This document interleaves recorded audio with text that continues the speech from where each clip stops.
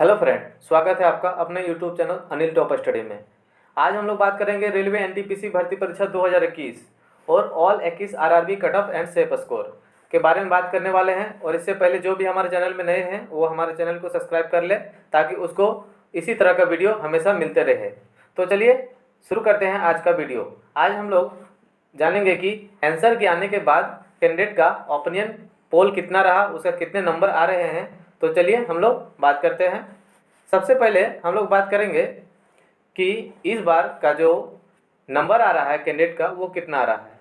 लगभग 40 से 50% बच्चों का जो नंबर आ रहा है वो 55 से 62 के बीच नंबर आ रहा है। और ये मैंने अपने से नहीं, मैं बहुत सारे बच्चों से ये ओपिनियन लिया है। उसके बाद मैं ये बता रहा हूँ आपको कि 55 से 62 के बीच और 20% बच्चों का जो नंबर आ रहा है वो 65 प्लस आ रहा है। तो आपका जो कट ऑफ का निर्धारण करेगा वो ये 20% नहीं करेगा। आपका कट ऑफ का जो निर्धारण होगा वो होगा आपका लगभग जो 40% या फिर 50% बच्चे का जो नंबर आ रहा है वही निर्धारण करेगा। और बहुत सारे यूट्यूबर बता रहे हैं कि जिसका 70 प्लस आ रहा है वो ही CBT2 का तैयारी करे। मतलब कुछ भी बता रहे हैं 70 प्लस। अगर जो बच्चा मॉडरेट शिफ्ट या टफ शिफ्ट में एग्ज़ाम दिया है उसका तो 70 प्लस आना बिल्कुल ही मुश्किल है। तो क्या वो CBT2 का तैयारी ना करे? और जो इजी शिफ्ट में एग्ज़ाम दिए हैं उसका तो 70 प्लस आना लाजमी है। तो क्या जो इसका मॉडरेट शिफ्ट या हार्ड शिफ्ट में जिसका एग्ज़ाम हुआ है वो क्या CBT2 का तैयारी ना करे?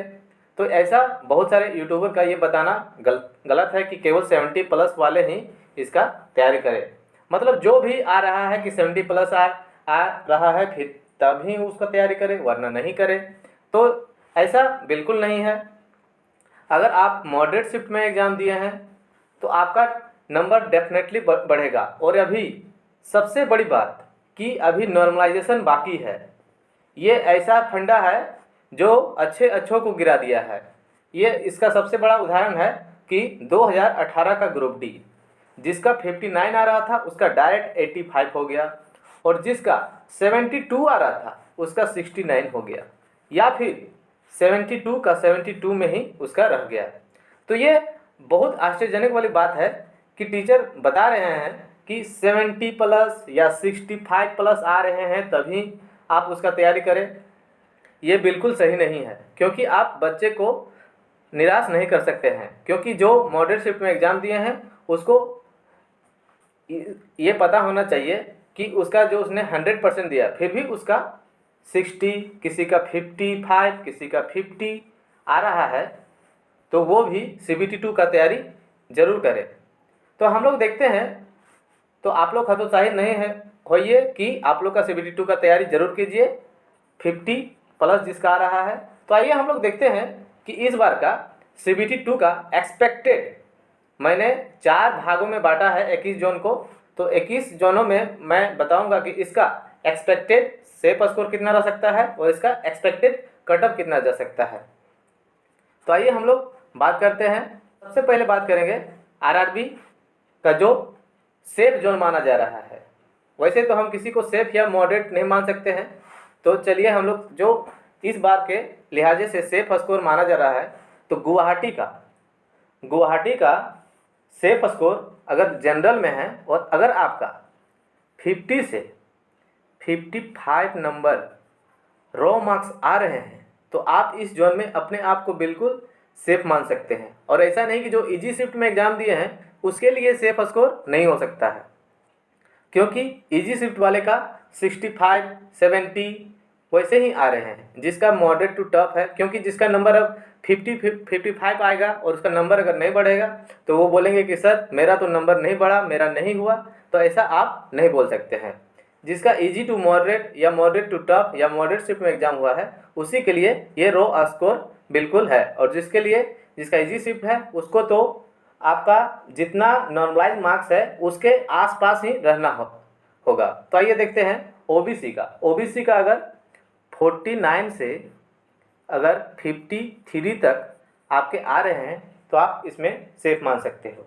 वहीं अगर EWS का 44 से 50 और SC का अगर बात करेंगे तो SC का 40 से 46 और ST का वहीं बात करेंगे तो 38 से 44। वहीं अगर हम बात करेंगे कि इस जो 5 जोन है गुवाहाटी, मालदा, जम्मू, मुजफ्फरपुर और सिलीगुड़ी में इस यहाँ पर कटअप कितना जा सकता है नॉर्मलाइज कटअप, तो यहाँ पर 53 से 62, OBC के लिए 52 से 58। वहीं EWS की बात करेंगे तो 47 से 56। वहीं अगर हम SC का बात करेंगे तो 43 से 50 और ST का बात करेंगे तो 40 से 48। मैं फिर से रिपीट करना चाहता हूं कि जिसका इजी शिफ्ट है उसको इसके बराबर ही आपको नंबर लाना होगा, क्योंकि आपका नॉर्मलाइजेशन में या तो आपका नंबर बिल्कुल ही नहीं बढ़ेगा या फिर आपका नंबर घट सकता है। तो आइए देखते हैं अगले जोन में। और अगला जोन है आपका बिलासपुर, बेंगलोर, गोरखपुर और त्रिवेंद्रपुरम। यहाँ पर अगर आपके 55 से 60 मार्क्स आ रहे हैं तो आप इस जोन में अपने आप को सेफ मान सकते हैं। वहीं अगर हम OBC का बात करेंगे तो OBC का 52 से 58। वहीं अगर हम EWS का बात करेंगे 49 से 54। वहीं अगर हम SC का बात करेंगे तो 47 से 51। और वहीं अगर हम ST का बात करेंगे तो 45 से 49। फिर से हम याद दिला दें कि ये आपका जो इजी टू मॉडरेट या मॉडरेट शिफ्ट या मॉडरेट टू टफ शिफ्ट में एग्ज़ाम दिए हैं उसके लिए, ना कि जो इजी शिफ्ट में एग्ज़ाम दिए हैं उसके लिए है। अब आइए देखते हैं कि यहाँ का एक्सपेक्टेड कटअप कितना हो सकता है। तो यहाँ का एक्सपेक्टेड कटअप जनरल के लिए 60 से 66 हो सकता है, OBC का 59 से 63, EWS का 57 से 60। वहीं अगर हम SC का बात करेंगे तो 52 से 55 और ST का बात करेंगे 48 से 53। ये आपका एक्सपेक्टेड नॉर्मलाइज स्कोर है। अब आगे हम लोग देखते हैं जो नेक्स्ट जोन है आगे, वो है आपका भुवनेश्वर, चेन्नई, कोलकाता, रांची, पटना, मुंबई। बहुत सारे बच्चों का क्वेरी आ रहा था कि सर आप जोन वाइज प्रत्येक जोन वाइज बनाएं। अगर प्रत्येक जोन वाइज हम बनाएंगे तो आपका वीडियो बहुत ही लंबा हो जाएगा, इसलिए मैंने जिस जोन में सिमिलर कटअप जाता है उस जोन को मैंने एक साथ लिया है, जहाँ पर 1-2 नंबर का फासला होता है या फिर 2-3 नंबर का, इसलिए मैंने कटअप को भी 2-3 नंबर का फासले में लेके बनाया है। वहीं पर अगर आप इस जोन में आ रहे हैं तो आपका यहाँ पर रॉ मार्क्स 58 से 63 और OBC के लिए 55 से 60।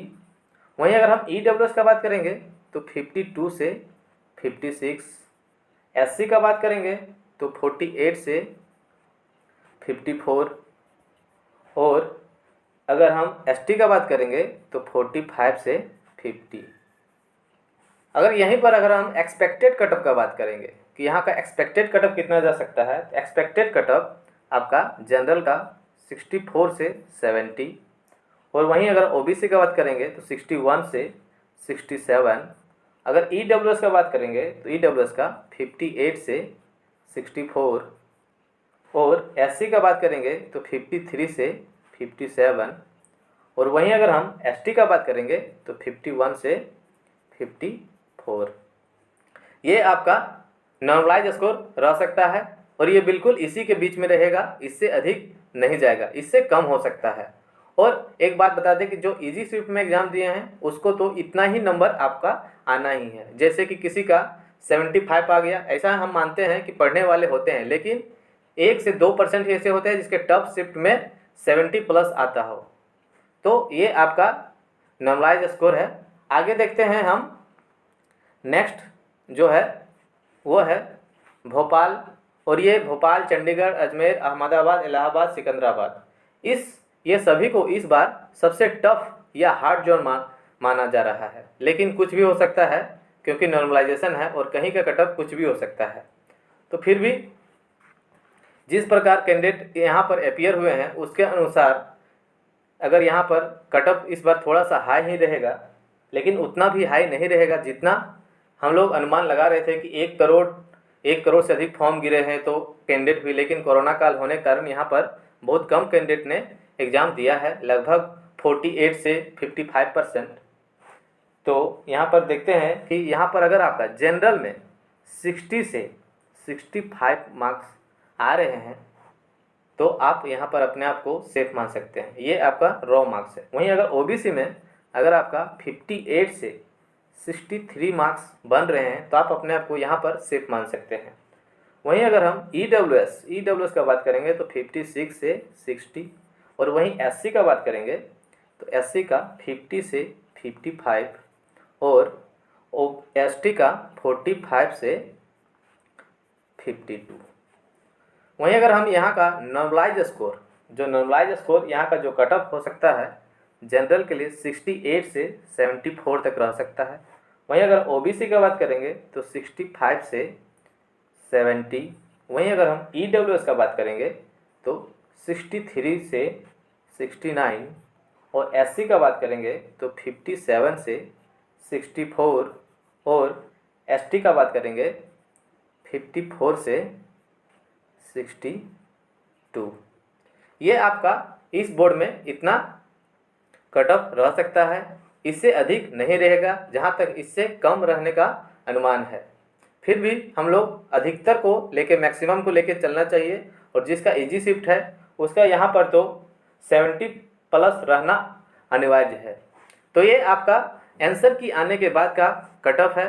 और बहुत सारे बच्चों का बोल रहे थे कि जब आंसर की नहीं आया था कि मेरा 70+ आ रहा है, वो अभी 50+ में आ गए हैं। तो ये सबसे बड़ा परिणाम होता है कि आंसर की आने के बाद।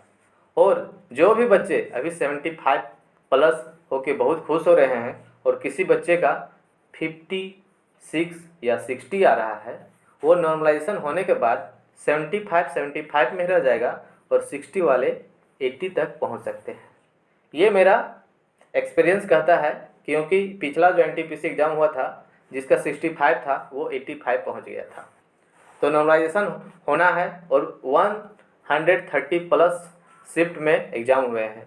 और जिस बच्चे को नहीं पता है कि मेरा शिफ्ट इजी है या हार्ड, आप वीडियो सेक्शन में जाके देख सकते हैं कि आपका शिफ्ट कैसा था। तो आज के लिए इतना ही, मिलते हैं नेक्स्ट वीडियो में, तब तक के लिए जय हिंद, जय भारत।